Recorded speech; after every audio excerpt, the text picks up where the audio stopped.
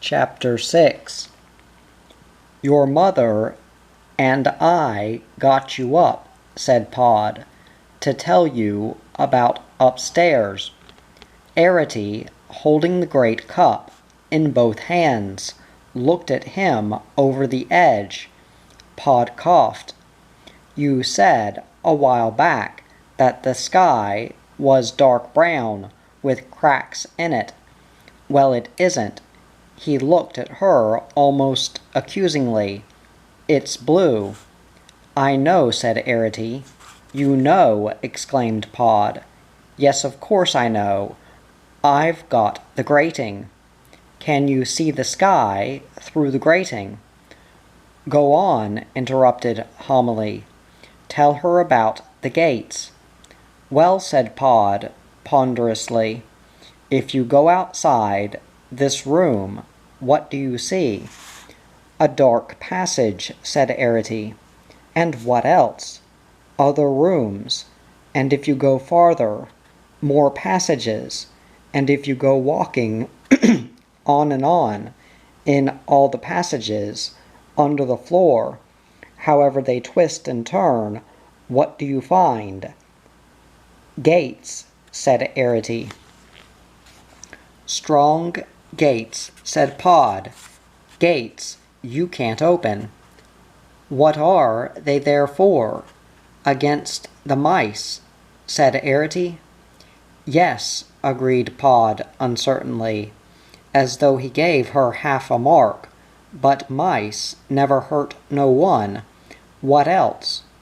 Rats, suggested Arity. We don't have rats, said Pod. What about cats? Cats, echoed Arity, surprised. Or to keep you in, suggested Pod. To keep me in, repeated Arity, dismayed. Upstairs is a dangerous place, said Pod. And you, Arity, you're all we've got. See, it isn't like Hendry.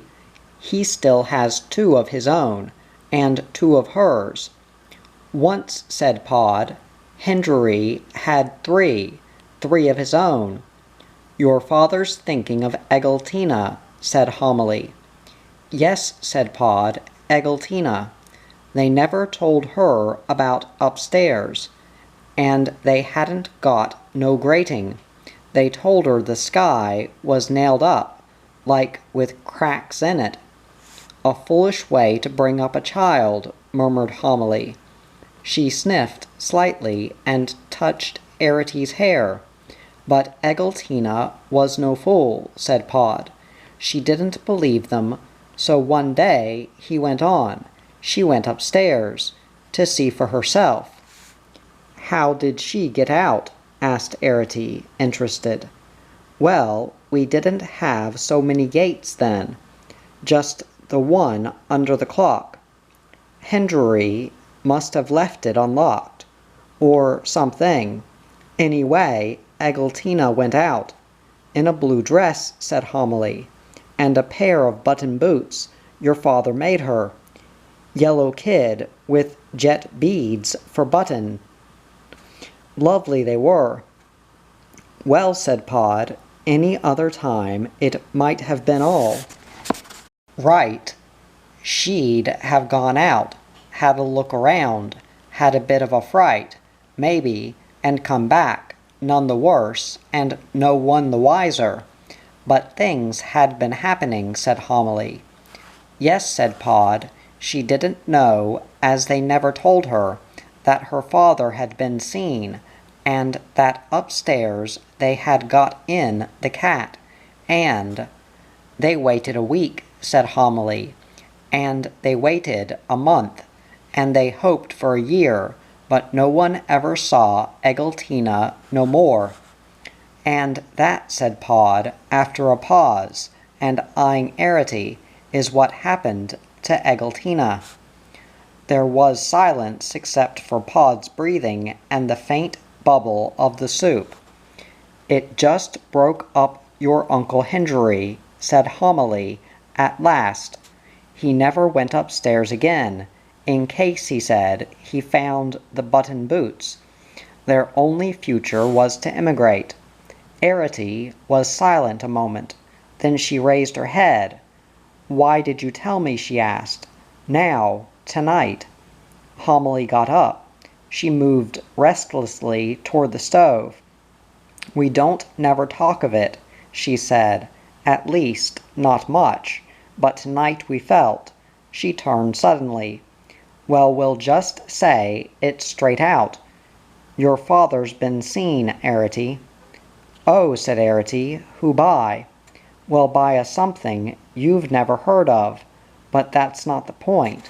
The point is, you think they'll get a cat." "They may," said Homily. Arity set down the soup. For a moment she stared into the cup as it stood beside her, almost knee-high on the floor. There was a dreamy secret something about her lowered face. "Couldn't we emigrate?" she ventured at last, very softly. Homily gasped and clasped her hands and swung away toward the wall. "You don't know what you're talking about," she cried, addressing a frying pan which hung there.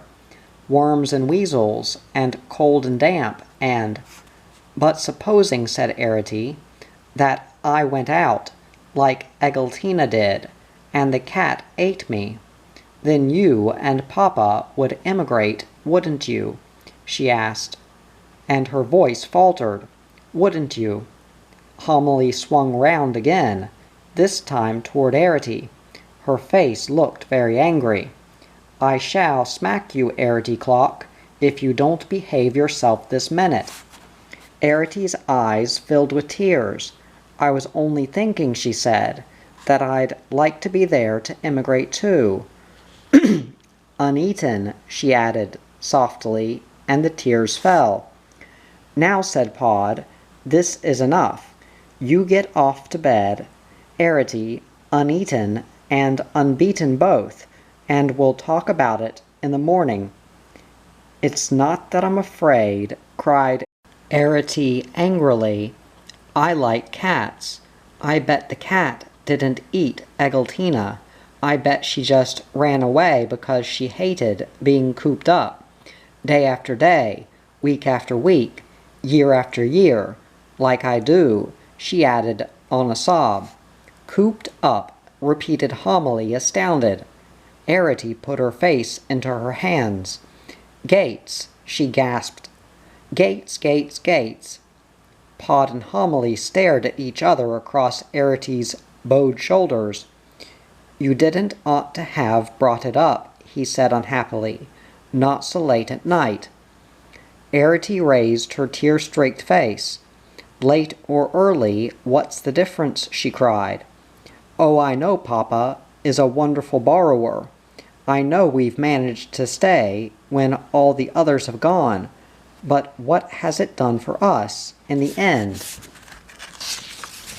I don't think it's so clever to live on alone forever and ever, in a great big half-empty house under the floor, with no one to talk to, no one to play with, nothing to see but dust and passages, no light but candlelight and firelight, and what comes through the cracks. Egeltina had brothers, and Egeltina had half-brothers. Egeltina had a tame mouse. Egeltina had yellow boots with jet buttons, and Egeltina did get out just once." "Shush," said Pod gently. "Not so loud." Above their heads the floor creaked, and heavy footfalls heaved deliberately to and fro. They heard Miss Driver's grumbling voice, and the clatter of the fire irons. "Drat this stove," they heard her say. "Wind's in the east again." Then they heard her raise her voice and call, "Crampfurl." Pod sat staring glumly at the floor. Arity shivered a little, and hugged herself more tightly into the knitted quilt, and Homily drew a long, slow breath. Suddenly she raised her head. The child is right, she announced firmly. Arity's eyes grew big. Oh no, she began. It shocked her to be right. Parents were right, not children. Children could say anything. Arity knew and enjoy saying it, knowing always they were safe and wrong. You see, Pod, went on Homily, it was different for you and me. There was other families, other children, the sinks in the scullery, you remember, and those people who lived behind the knife machine. I forgot their names now. And the broom cupboard boys, and there was that underground passage from the stables, you know, that the rain pipes used. We had more, as you might say, freedom. Ah, yes, said Pod, in a way, but where does freedom take you? He looked up uncertainly. Where are they all now? Some of them may have bettered themselves. I shouldn't wonder, said Homily sharply. Times have changed in the whole house. Pickings aren't what they were. There were those that went, you remember, when they dug a trench for the gas pipe, over the fields, and through the wood, and all. A kind of tunnel it gave them, all the way to Leighton Buzzard. And what did they find there, said Pod unkindly. A mountain of coke. Homily turned away. Arity, she said, in the same firm voice, supposing one day we'd pick a special day when there was no one about, and providing they don't get a cat, which I have my reasons for thinking they won't. Supposing one day your father took you out borrowing, you'd be a good girl, wouldn't you? You'd do just what he said, quickly and quietly, and no arguing. Arity turned quite pink. She clasped her hands together. Oh, she began, in an ecstatic voice, but Pod cut in quickly. Now, Homily, we got to think. You can't just say things like that without thinking it out proper. I been seen. Remember, this is no kind of time for taking a child upstairs. There won't be no cat, said Homily. There wasn't no screeching. It's not like that time with Rosa Pickhatchet. All the same, said Pod uncertainly, the risk's there. I never heard of no girl going borrowing before. The way I look at it, said Homily, and it's only now it's come to me. If you had a son, you'd take him borrowing, now wouldn't you? Well, you haven't got no son, only Arity. Suppose anything happened to you or me. Where would Arity be if she hadn't learned to borrow?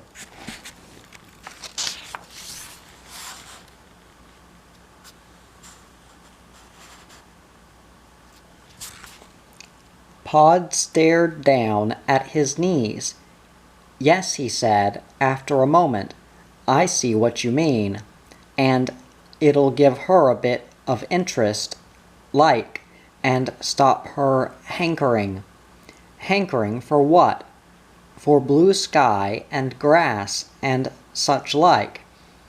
Arity caught her breath, and Homily turned on her swiftly. It's no good, Arity. I'm not going to emigrate. Not for you, nor anyone else. Ah, said Pod, and began to laugh. So that's it. Shush, said Homily, annoyed, and glanced quickly at the ceiling. Not so loud. Now kiss your father, Arity, she went on briskly, and pop off back to bed. As Arity snuggled down under the bedclothes, she felt creeping up from her toes a glow of happiness, like a glow of warmth. She heard their voices rising and falling in the next room.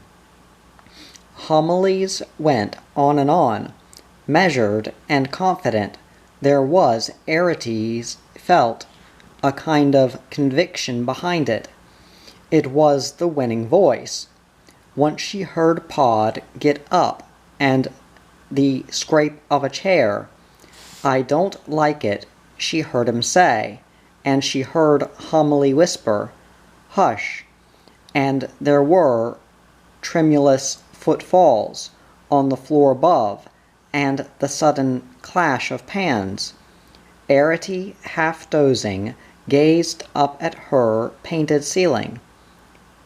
"Flor de Havana," proclaimed the banners proudly.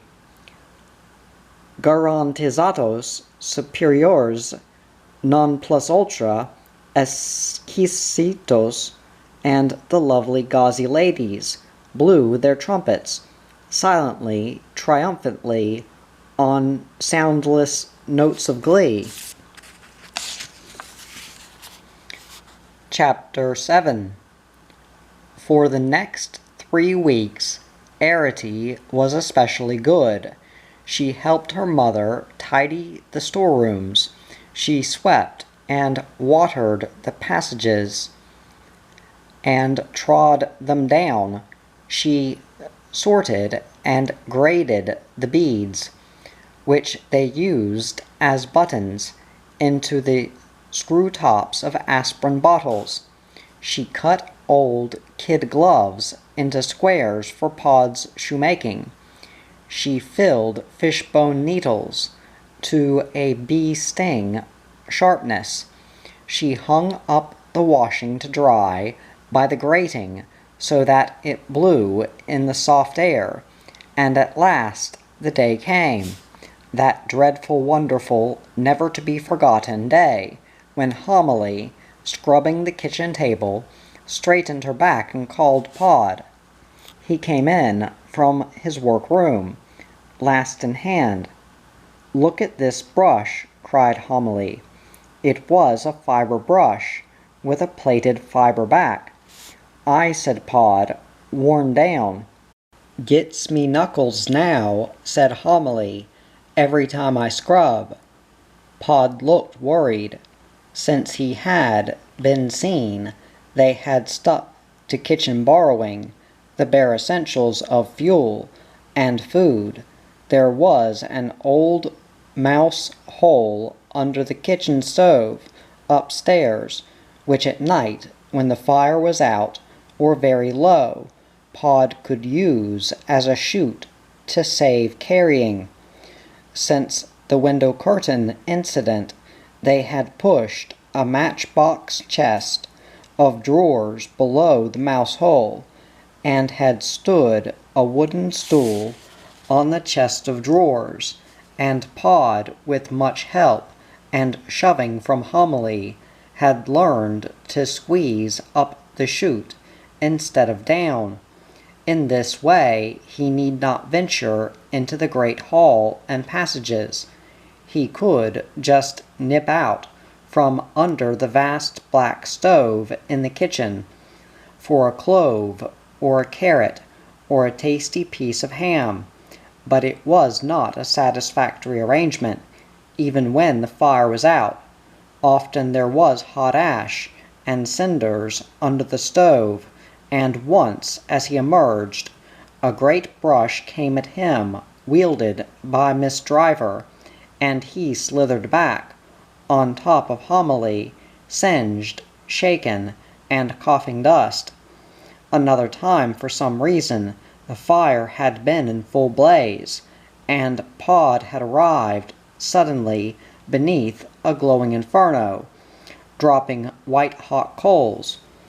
But usually at night the fire was out, and Pod could pick his way through the cinders into the kitchen proper. "Miss Driver's out," Homily went on.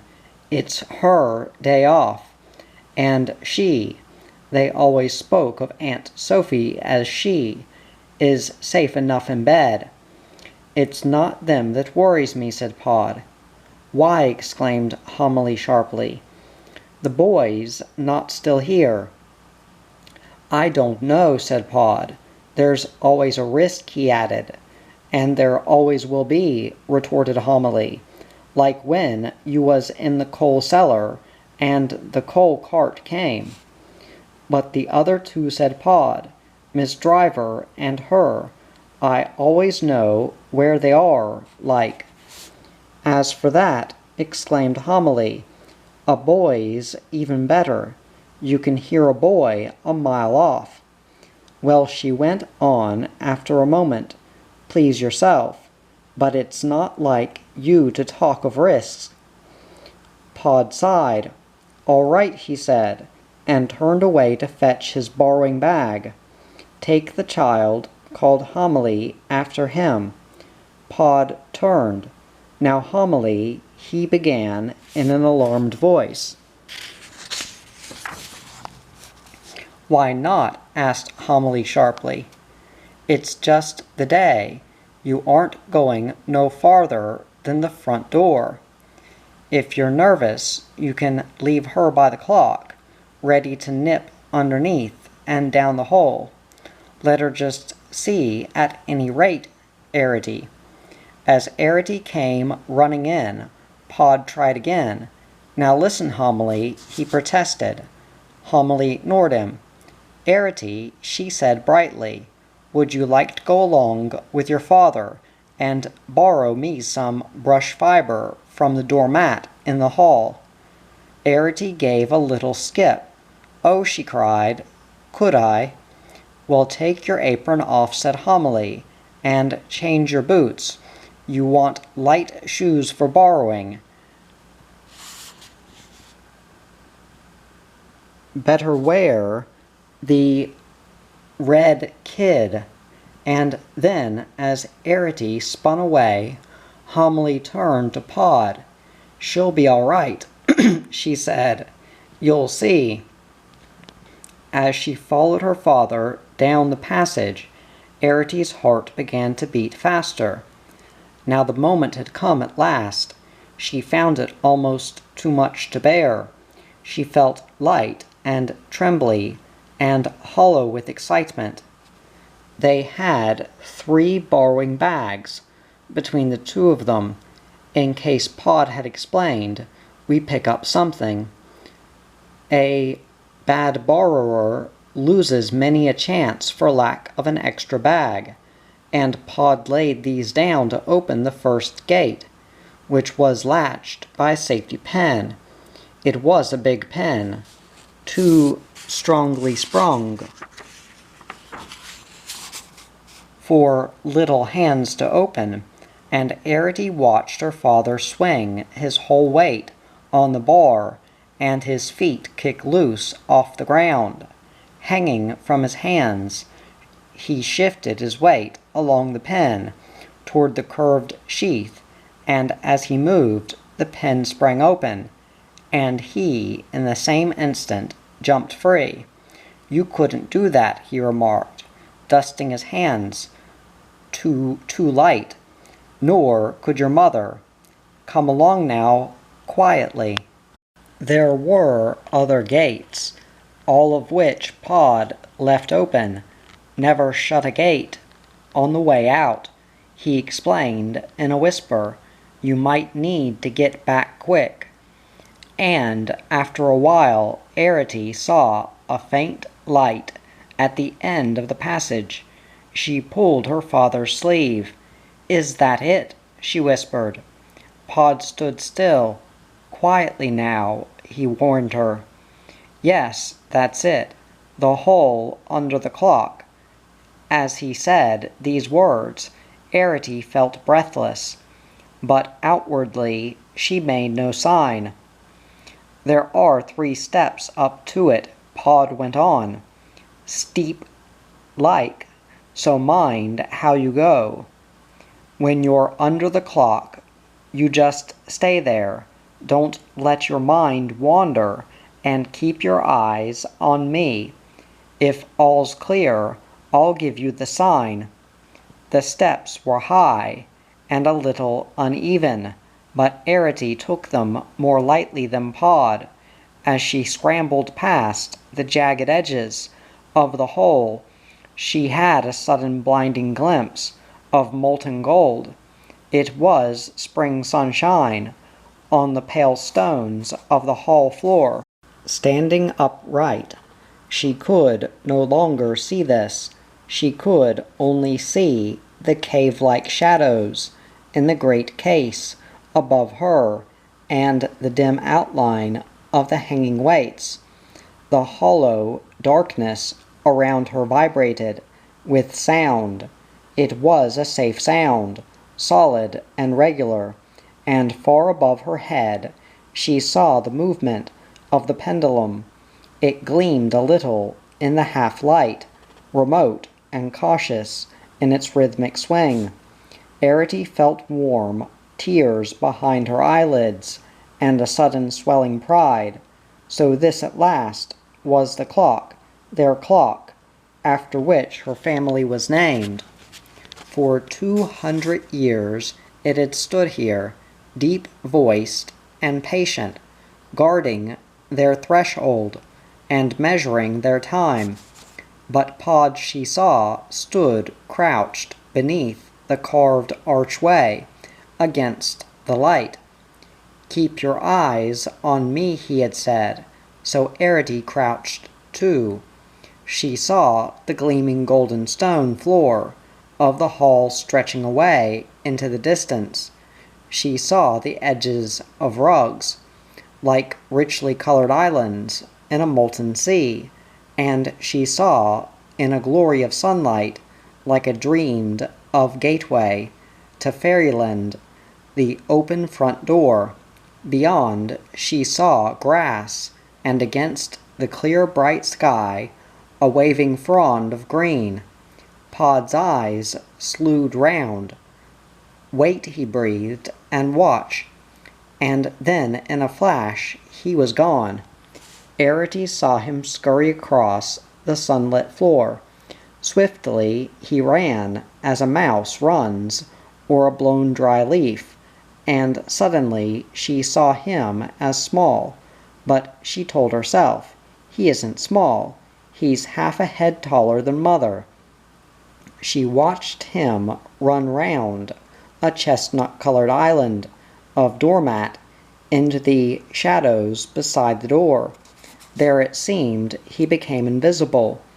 Arity watched and waited. All was still except for a sudden whir within the clock.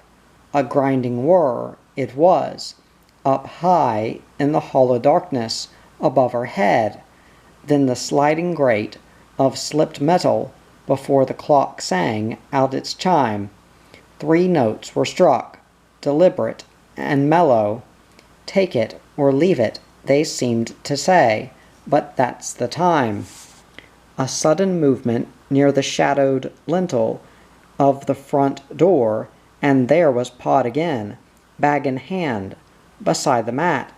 It rose knee-deep before him like a field of chestnut corn. Arity saw him glance toward the clock, and then she saw him raise his hand. Oh, the warmth of the stone flags as she ran across them, the gladdening sunlight on her face and hands.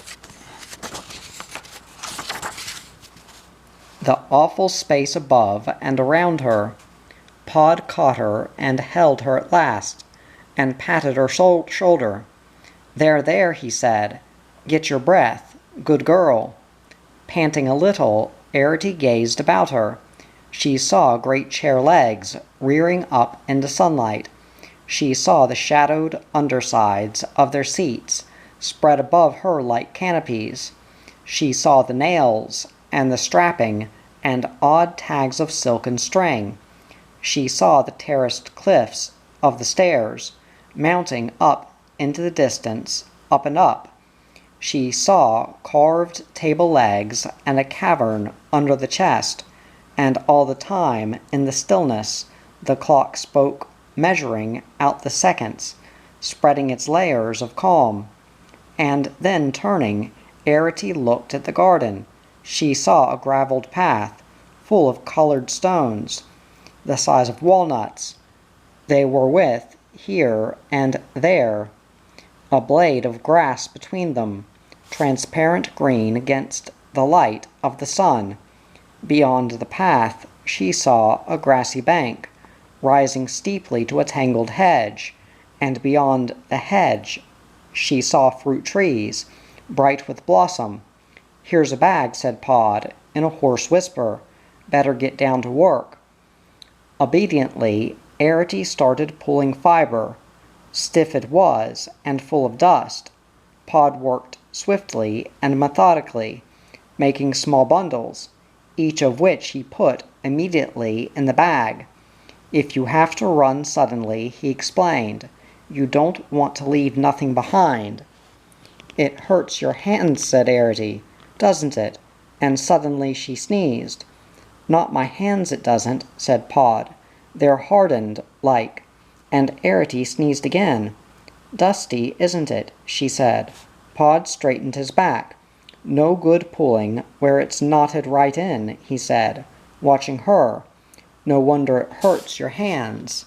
See here," he exclaimed after a moment. "You leave it. It's your first time up like.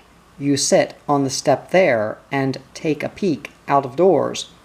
"Oh no," Arity began. "If I don't help," she thought, "he won't want me again." But Pod insisted. "I'm better on me own," he said. "I can choose me bits, if you see what I mean, seeing as it's me who's got to make the brush." Chapter 8. The step was warm but very steep. If I got down on to the path, Arity thought, I might not get up again. So for some moments she sat quietly. After a while she noticed the shoe scraper. "Arity," called Pod softly, "where have you got to?" "I just climbed down the shoe scraper," she called back. He came along and looked down at her from the top of the step. "That's all right," he said after a moment's stare, "but never climb down anything that isn't fixed like. Supposing one of them came along and moved the shoe scraper, where would you be then? How would you get up again?" "It's heavy to move," said Arity. "Maybe," said Pod, "but it's movable. See what I mean? There's rules, my lass, and you got to learn." "This path," Arity said, "goes round the house, and the bank does too." "Well," said Pod, "what of it?" Arity rubbed one red kid shoe on a rounded stone. "It's my grating," she explained. "I was thinking that my grating must be just round the corner. My grating looks out onto this bank." "Your grating!" exclaimed Pod. "Since when has it been your grating?" "I was thinking," Arity went on, "suppose I just went round the corner and called through the grating to Mother." "No," said Pod, "we're not going to have none of that. Not going round corners." "Then," went on Arity, "she'd see I was all right like." "Well," said Pod, and then he half smiled. "Go quickly then and call. I'll watch for you here. Not loud, mind." Arity ran. The stones in the path were firmly bedded, and her light, soft shoes hardly seemed to touch them. How glorious it was to run! You could never run under the floor. You walked, you stooped, you crawled, but you never ran. Arity nearly ran past the grating. She saw it just in time after she turned the corner. Yes, there it was, quite close to the ground. embedded deeply in the old wall of the house. There was moss below it, in a spreading, greenish stain. Arity ran up to it. "Mother," she called, her nose against the iron grill. "Mother." She waited quietly, and after a moment she called again. At the third call Homily came. Her hair was coming down, and she carried, as though it were heavy, the screw lid of a pickle jar, filled with soapy water. "Oh," she said, in an annoyed voice, "you didn't half give me a turn. What do you think you're up to? Where's your father?" Arity jerked her head sideways. "Just there, by the front door." She was so full of happiness that out of Homily's sight her toes danced on the green moss. Here she was on the other side of the grating. Here she was at last, on the outside, looking in. "Yes," said Homily, "they opened that door like that, the first day of spring." "Well," she went on briskly, "you run back to your father and tell him, if the morning-room door happens to be open, that I wouldn't say no to a bit of red blotting paper. Mind out of my way now, while I throw the water. That's what grows the moss," thought Arity as she sped back to her father. "All the water we empty through the grating." Pod looked relieved when he saw her, but frowned at the message. "How's she expect me to climb that desk without me pen? Blotting paper's a curtain and chair job, and she should know it. Come on now, up with you." "Let me stay down," pleaded Arity, "just a bit longer, just till you finish." "They're all out, except her mother said so." "She'd say anything," grumbled Pod, "when she wants something quick. How does she know she won't take it into her head to get out of that bed of hers and come downstairs with a stick? How does she know Miss Driver ain't stayed at home today with a headache? How does she know that boy ain't still here?" "What boy?" asked Arity. Pod looked embarrassed. "What boy?" he repeated vaguely, and then went on. "Or may be Cramp Furl." "Cramp Furl isn't a boy," said Arity. "No, he isn't," said Pod, not in a manner of speaking. "No," he went on as though thinking this out. "No, you wouldn't call Cramp Furl a boy. Not as you might say a boy. Exactly." "Well," he said, beginning to move away, "stay down a bit if you like, but stay close." Arity watched him move away from the step, and then she looked about her. Oh glory, oh joy, oh freedom! The sunlight, the grasses, the soft moving air, and halfway up the bank, where it curved round the corner, a flowering cherry tree. Below it, on the path, lay a stain of pinkish petals, and at the tree's foot, pale as butter, a nest of primroses. Arity threw a cautious glance toward the front door step, and then, light and dancy, in her soft red shoes, she ran toward the petals. They were curved like shells, and rocked as she touched them. She gathered several up and laid them one inside the other, up and up, like a card castle, and then she spilled them. Pod came again to the top of the step, and looked along the path. "Don't you go far," he said, after a moment. Seeing his lips move, she smiled back at him. She was too far already to hear the words. A greenish beetle, shining in the sunlight, came toward her across the stones. She laid her fingers lightly on its shell, and it stood still, waiting and watchful, and when she moved her hand, the beetle went swiftly on. An ant came hurrying in, a busy zigzag. She danced in front of it to tease it, and put out her foot. It stared at her. nonplussed, waving its antennae. Then, pettishly, as though put out, it swerved away. Two birds came down, quarreling shrilly, into the grass below the tree. One flew away, but Arity could see the other among the moving grass stems, above her on the slope. Cautiously, she moved toward the bank, and climbed a little nervously in amongst the green blades. As she parted them gently with her bare hands, drops of water plopped on her skirt, and she felt the red shoes become damp. But on she went, pulling herself up now and again by rooty stems into this jungle of moss and wood violet and creeping leaves of clover. The sharp-seeming grass blades, waist-high, were tender to the touch, and sprang back lightly behind her as she passed.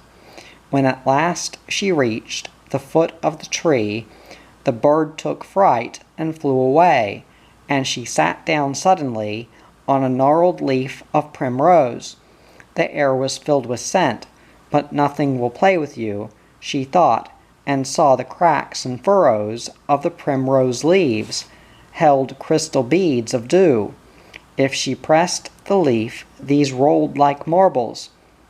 The bank was warm, almost too warm here within the shelter of the tall grass, and the sandy earth smelled dry. Standing up, she picked a primrose. The pink stalk felt tender and living in her hands, and was covered with silvery hairs, and when she held the flower like a parasol between her eyes and the sky, she saw the sun's pale light through the veined petals. On a piece of bark she found a wood louse, and she struck it lightly with her swaying flower. It curled immediately and became a ball, bumping softly away downhill in amongst the grass roots. But she knew about wood lice. There were plenty of them at home under the floor. Homily always scolded her if she played with them, because, she said, they smelled of old knives. She lay back among the stalks of the primroses, and they made a coolness between her and the sun. And then, sighing, she turned her head and looked sideways up the bank among the grass stems. Startled, she caught her breath. Something had moved above her on the bank. Something had glittered. Arity stared. Chapter 9. It was an eye, or it looked like an eye, clear and bright like the color of the sky. An eye like her own, but enormous, a glaring eye. Breathless with fear, she sat up, and the eye blinked. A great fringe of lashes came curving down and flew up again out of sight.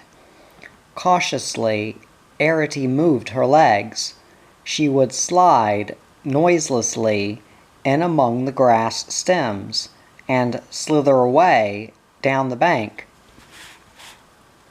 "Don't move," said a voice, and the voice, like the eye, was enormous, but somehow hushed and hoarse, like a surge of wind through the grating on a stormy night in March.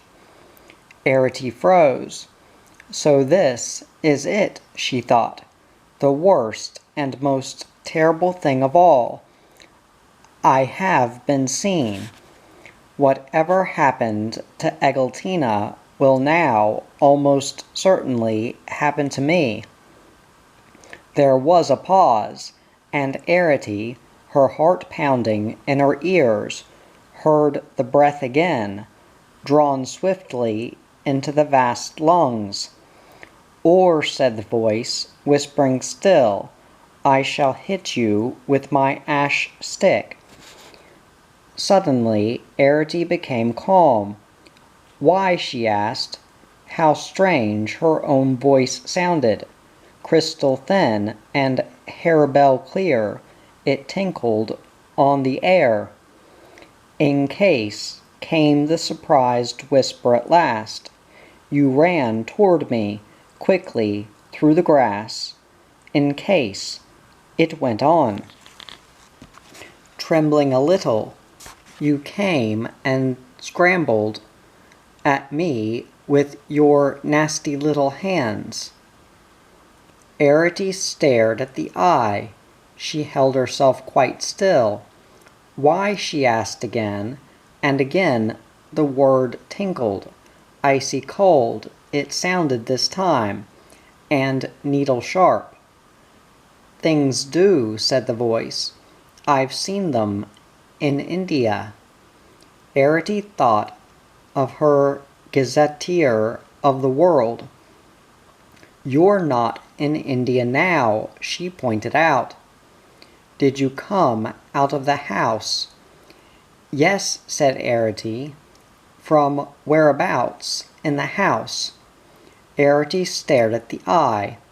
I'm not going to tell you, she said at last bravely. Then I'll hit you with my ash stick. All right, said Arity, hit me. I'll pick you up and break you in half. Arity stood up. All right, she said, and took 2 paces forward. There was a sharp gasp, and an earthquake in the grass. He spun away from her and sat up. A great mountain in a green jersey. He had fair, straight hair and golden eyelashes. Stay where you are, he cried. Arity stared up at him. So this was the boy. Breathless she felt, and light with fear. I guessed you were about 9, she gasped after a moment. He flushed. Well, you're wrong. I'm 10. He looked down at her, breathing deeply. How old are you? 14, said Arity. Next June, she added, watching him. There was silence, while Arity waited, trembling a little. Can you read? The boy said at last. Of course, said Arity. Can't you?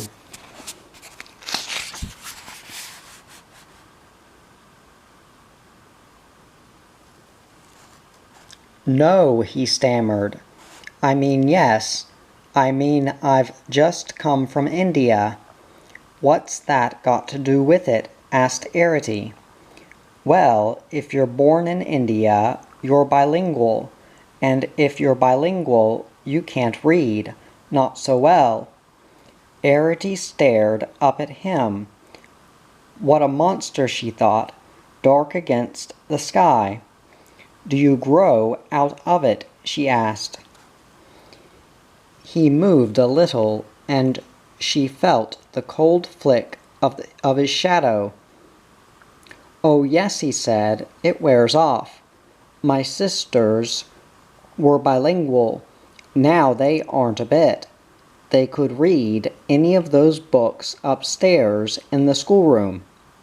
So could I, said Arity quickly, if someone could hold them and turn the pages. I'm not a bit bilingual. I can read anything. Could you read out loud? Of course, said Arity. Would you wait here while I run upstairs and get a book now? Well, said Arity. She was longing to show off. Then a startled look came into her eyes. Oh, she faltered. What's the matter? The boy was standing up now. He towered above her. How many doors are there to this house? She squinted up at him against the bright sunlight.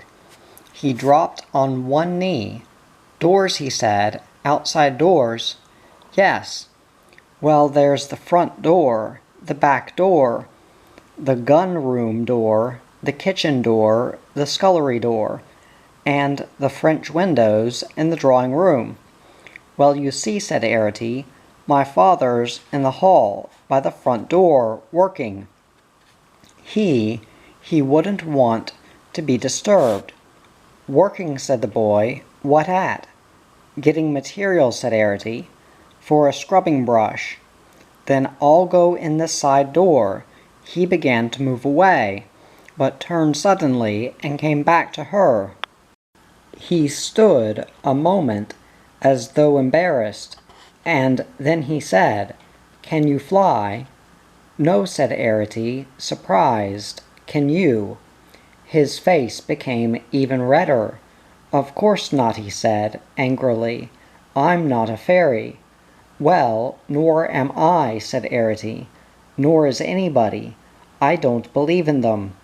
He looked at her strangely. "You don't believe in them?" "No," said Arity. "Do you?" "Of course not." Really, she thought, he is a very angry kind of boy.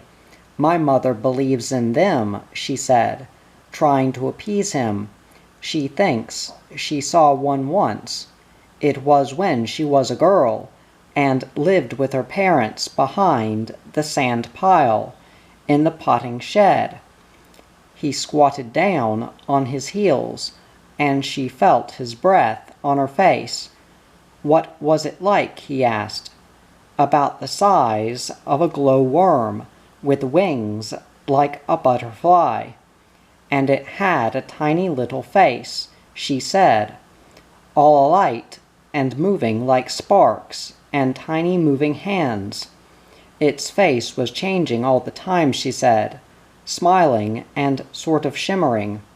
It seemed to be talking," she said, "very quickly, but you couldn't hear a word." "Oh," said the boy, interested. After a moment he asked, "Where did it go?" "It just went," said Arity. "When my mother saw it, it seemed to be caught in a cobweb. It was dark at the time, about 5 o'clock on a winter's evening, after tea." "Oh," he said again, and picked up 2 petals of cherry blossom, which he folded together like a sandwich, and ate slowly. "Supposing," he said, staring past her at the wall of the house, "you saw a little man about as tall as a pencil, with a blue patch in his trousers, halfway up a window curtain, carrying a doll's teacup. Would you say it was a fairy?" "No," said Arity. "I'd say it was my father." "Oh," said the boy, thinking this out. "Does your father have a blue patch on his trousers?" "Not on his best trousers. He does on his borrowing ones." "Oh," said the boy again. He seemed to find it a safe sound, as lawyers do. "Are there many people like you?" "No," said Arity. "None. We're all different." "I mean as small as you." Arity laughed. "Oh, don't be silly," she said. "Surely you don't think there are many people in the world your size." "There are more my size than yours," he retorted. "Honestly," began Arity helplessly, and laughed again. "Do you really think I mean, whatever sort of a world would it be? Those great chairs, I've seen them. Fancy if you had to make chairs that size for everyone. And the stuff for their clothes, miles and miles of it, tents of it, and the sewing, and their great houses, reaching up so you can hardly see the ceilings. Their great beds, the food they eat, great smoking mountains of it, huge bogs of stew and soup and stuff."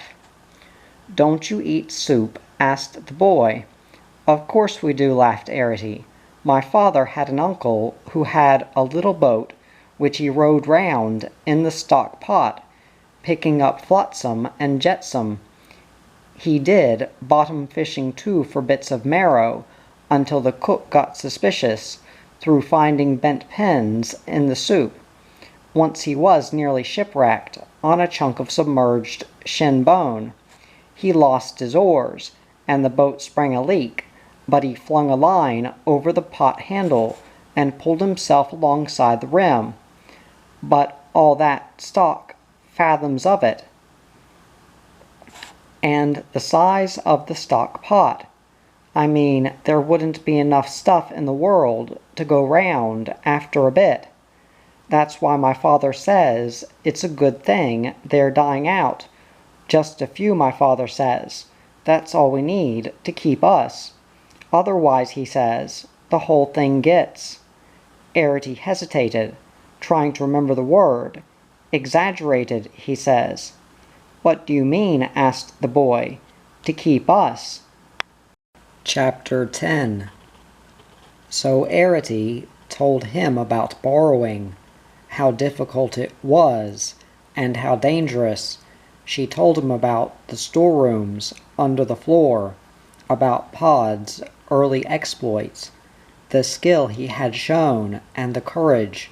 She described those far-off days before her birth, when Pod and Homily had been rich.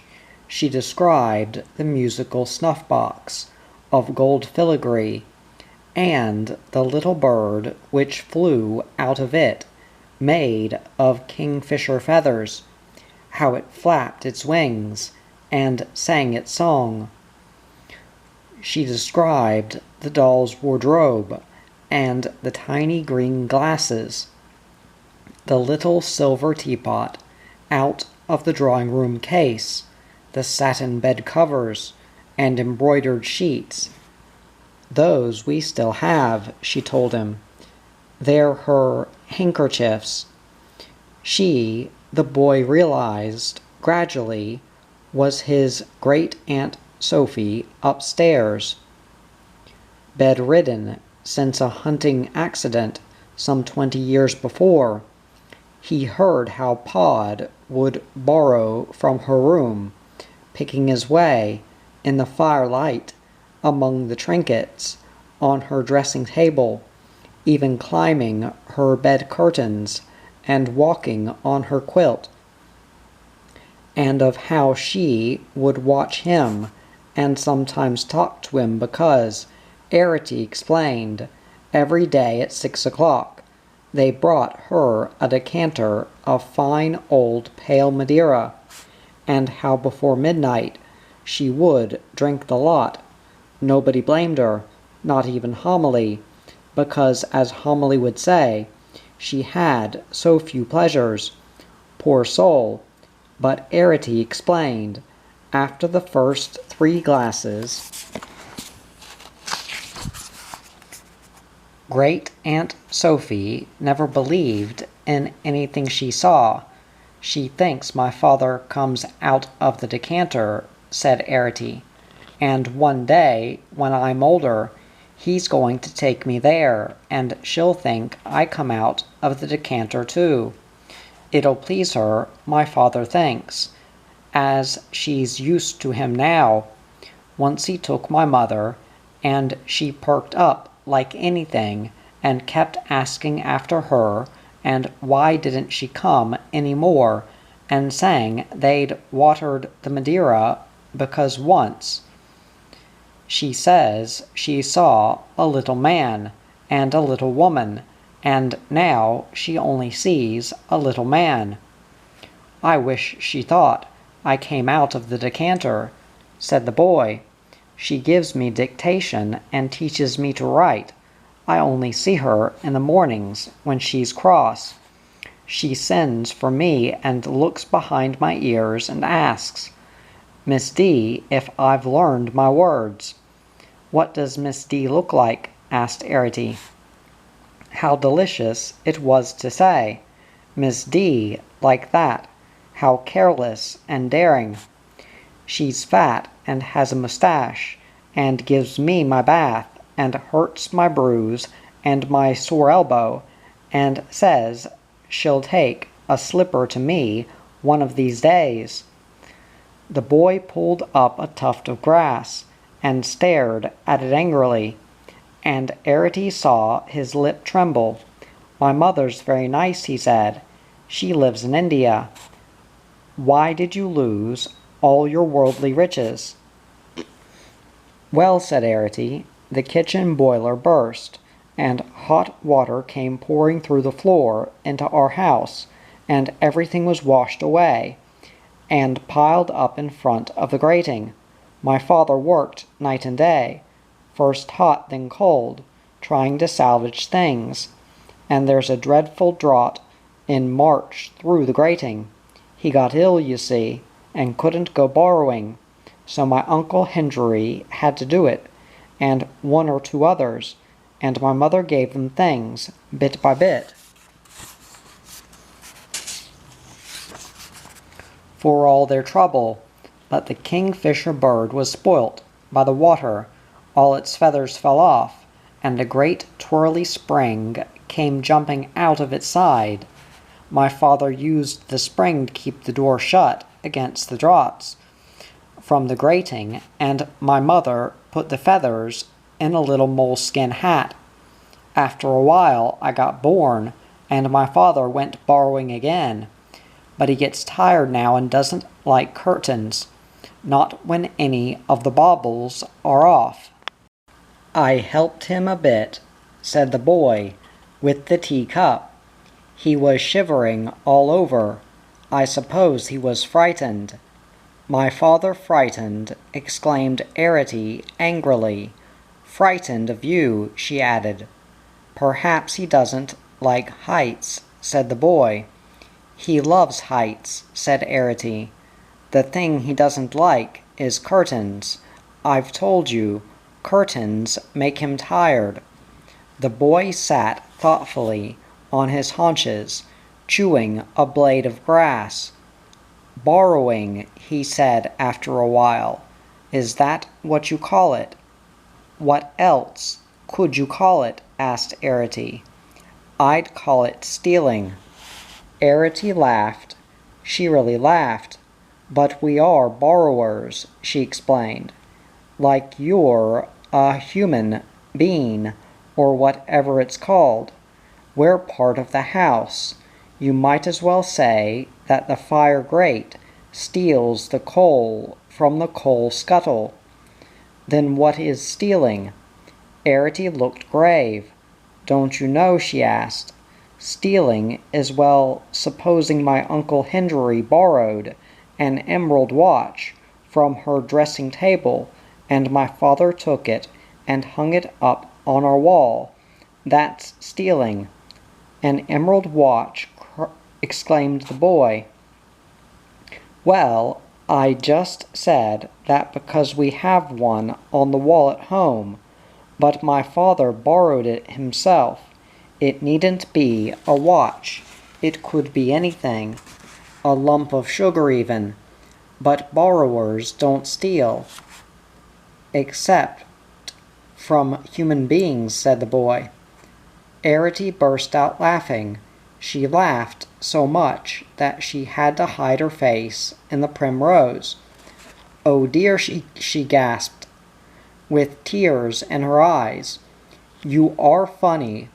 She stared upward at his puzzled face. Human beings are for borrowers, like bread's for butter. The boy was silent a while. A sigh of wind rustled the cherry tree and shivered among the blossoms. Well, I don't believe it, he said at last, watching the falling petals. I don't believe that's what we're for at all, and I don't believe we're dying out. Oh goodness, exclaimed Arity impatiently, staring up at his chin. Just use your common sense. You're the only real human being I ever saw, although I do just know of 3 more, Crampfurl, her, and Miss Driver. But I know lots and lots of borrowers, the overmantels, and the harpsichords, and the rain barrels, and the linen presses, and the boot racks, and the Hon, John Studdington's, and he looked down, John Studdington, but he was our granduncle. Well, this family lived behind a picture, went on Arity, hardly listening, and there were the stove pipes, and the bell pulls, and the— Yes, he interrupted, but did you see them?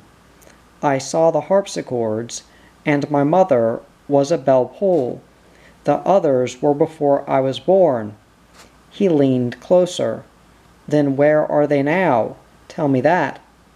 My Uncle Henry has a house in the country, said Arity coldly, edging away from his great lowering face. It was misted over, she noticed, with hairs of palest gold, and 4 children, harpsichords and clocks. But where are the others? Oh, said Arity, they're somewhere. But where, she wondered, and she shivered slightly in the boy's cold shadow, which lay about her, slantwise on the grass. He drew back again, his fair head blocking out a great piece of sky. Well, he said deliberately, after a moment, and his eyes were cold, I've only seen 2 borrowers, but I've seen hundreds and hundreds and hundreds and hundreds and hundreds. Oh no, whispered Arity, of human beings, and he sat back. Arity stood very still. She did not look at him. After a while she said, I don't believe you.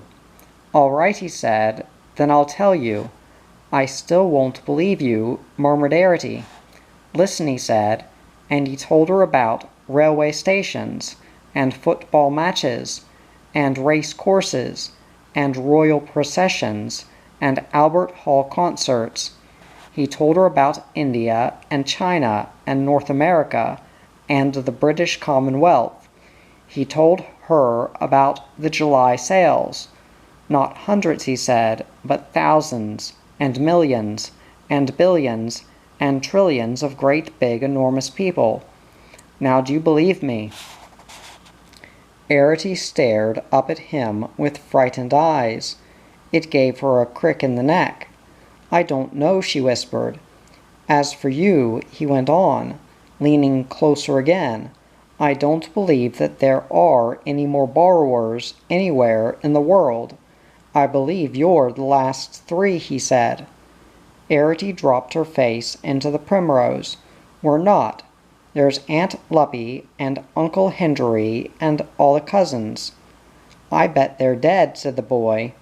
And what's more, he went on, no one will ever believe I've seen you, and you'll be the very last because you're the youngest. One day he told her, smiling triumphantly, you'll be the only borrower left in the world. He sat still, waiting, but she did not look up. Now you're crying, he remarked after a moment. They're not dead, said Arity, in a muffled voice. She was feeling in her little pocket for a handkerchief. They live in a badger's set 2 fields away, beyond the spinney. We don't see them because it's too far. There are weasels, and things, and cows, and foxes, and crows. Which spinney? He asked. I don't know, Arity almost shouted. It's along by the gas pipe, a field called Parkin's Beck. She blew her nose. I'm going home, she said. Don't go, he said, not yet. Yes, I'm going, said Arity. His face turned pink. Let me just get the book, he pleaded. I'm not going to read to you now, said Arity. Why not? She looked at him with angry eyes. Because. Listen, he said. I'll go to that field. I'll go and find Uncle Henry, and the cousins, and Aunt whatever she is, and if they're alive, I'll tell you. What about that? You could write them a letter, and I'd put it down the hole. Arity gazed up at him. Would you? She breathed. Yes, I would. Really, I would. Now can I go and get the book? I'll go in by the side door. All right, said Arity absently. Her eyes were shining. When can I give you the letter?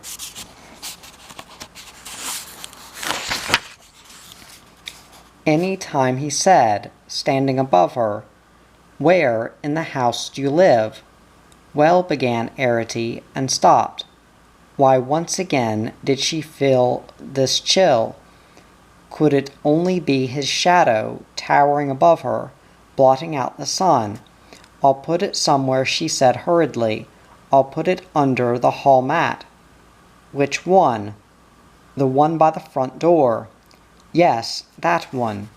He was gone, and she stood there alone in the sunshine, shoulder deep in grass. What had happened seemed too big for thought. She felt unable to believe it really had happened. Not only had she been seen, but she had been talked to. Not only had she been talked to, but she had. "Arity," said a voice. She stood up, startled, and spun round. There was Pod, moon-faced, on the path looking up at her. "Come on down," he whispered. She stared at him for a moment, as though she did not recognize him. How round his face was, how kind, how familiar. "Come on," he said again, more urgently, and obediently, because he sounded worried. She slithered quickly toward him off the bank, balancing her primrose. "Put that thing down," he said sharply, when she stood at last beside him on the path. "You can't lug great flowers about. You got to carry a bag. What you want to go up there for?" He grumbled as they moved off across the stones. "I might never have seen you. Hurry up now, your mother'll have tea waiting."